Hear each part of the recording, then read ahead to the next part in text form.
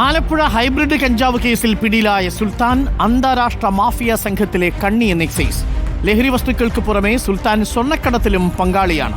Malaysia, Singapore, Bangkok, Thailand തുടങ്ങിയ രാജ്യങ്ങളിൽ നിന്നാണ് ഇയാൾ ഹൈബ്രിഡ് കഞ്ചാവ് ഇന്ത്യയിൽ എത്തിക്കുന്നത്. തമിഴ്നാട്, ആന്ധ്ര അതിർത്തിയിൽ നിന്ന് പിടികൂടിയ സുൽത്താനെ ആലപ്പുഴയിൽ എത്തിച്ച് കോടതിയിൽ ഹാജരാക്കി. പ്രതികരണം: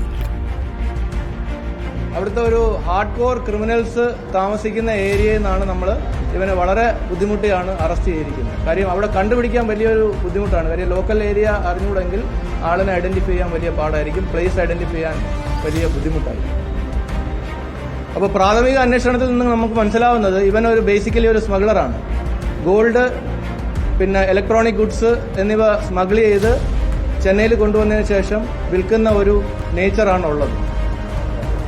പ്രാഥമിക അന്വേഷണത്തിൽ നിന്നും ഇയാൾ മലേഷ്യ, സിംഗപ്പൂർ, ബാങ്കോക്ക്, ദുബായ് എന്നീ രാജ്യങ്ങളിൽ വിസിറ്റ് ചെയ്തതായിട്ടുള്ള വിവരം കിട്ടിയിട്ടുണ്ട്. അപ്പോൾ കൂടുതലായിട്ട് അന്വേഷിച്ചാൽ മാത്രമേ നമുക്ക് അറിയാൻ പറ്റുള്ളൂ എവിടെ നിന്നാണ് ഇത് കൊണ്ടുവന്നിരിക്കുന്നത് എന്നുള്ളത്.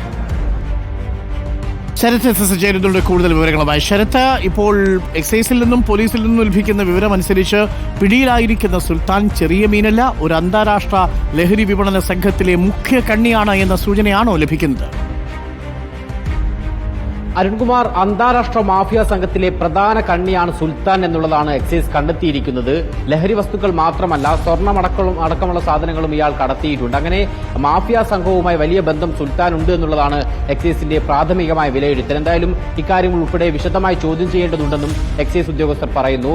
മലേഷ്യ, സിംഗപ്പൂർ, ബാങ്കോക്ക്, ദുബായ് അടക്കമുള്ള രാജ്യങ്ങളിൽ നിന്നാണ് ലഹരി വസ്തുക്കൾ ഇന്ത്യയിലേക്ക് എത്തിക്കുന്നത്.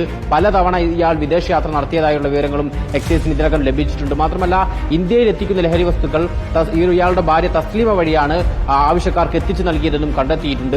സിനിമാ മേഖലയിലടക്കം തസ്ലീമയ്ക്കാണ് ബന്ധമുള്ളത്. അങ്ങനെ സിനിമാ മേഖലയിലടക്കം വിതരണം ചെയ്തതിൽ പ്രധാന ആൾ തസ്ലീമ സുൽത്താനയാണെന്നും എക്സൈസ് കണ്ടെത്തി. അങ്ങനെ ഇരുവരെയും ഒരുമിച്ചിരുത്തി ചോദ്യം ചെയ്യാനാണ് നിലവിൽ ഇപ്പോൾ എക്സൈസ് തീരുമാനിച്ചിരിക്കുന്നത്. നിലവിൽ എന്തായാലും ഇപ്പോൾ ഇന്ന് കോടതിയിൽ ഹാജരാക്കിയ സുൽത്താനെ റിമാൻഡ് ചെയ്തിരിക്കുകയാണ്. വൈകാതെ തന്നെ സുൽത്താനെയും നേരത്തെ അറസ്റ്റിലായ തസ്ലീമയെയും കസ്റ്റഡിയിൽ വാങ്ങി ഒരുമിച്ചിരുത്തി വിശദമായി ചോദ്യം ചെയ്യാനുള്ള നീക്കമാണ് ഇപ്പോൾ എക്സൈസ് നടത്തുന്നത്. ഒപ്പം മൊബൈൽ ഫോണിന്റെ ശാസ്ത്രീയ പരിശോധനാ ഫലം കൂടി ലഭിക്കേണ്ടതുണ്ട്. ഈ ലഹരി വസ്തുക്കൾ ആർക്കൊക്കെ വിതരണം ചെയ്തു എന്നുള്ളതാണ് പ്രത്യേകിച്ച് അന്വേഷണ സംഘം ഇനിയിപ്പോൾ അത് കേന്ദ്രീകരിച്ചാണ് അന്വേഷണം നടത്താൻ വേണ്ടി തീരുമാനിച്ചിട്ടുള്ളത്. ഇതിന്റെ ഉറവിടം കണ്ടെത്തുക എന്നുള്ളത് പ്രധാനപ്പെട്ട കാര്യമായിരുന്നു.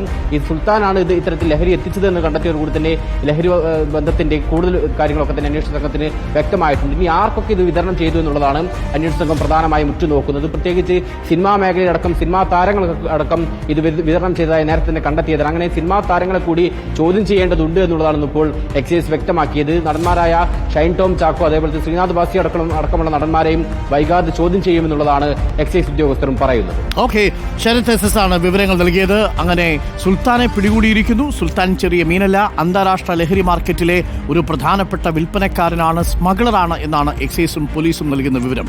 അങ്ങനെയാണെങ്കിൽ ഇനി അറിയേണ്ടത് ഇയാൾ ഹൈബ്രിഡ് കഞ്ചാവ് എത്ര കാലമായി കടത്തുന്നു, ഈ റാക്കറ്റിലെ കേരളത്തിലെ കണ്ണികൾ ആരൊക്കെ? കാത്തിരിക്കാം.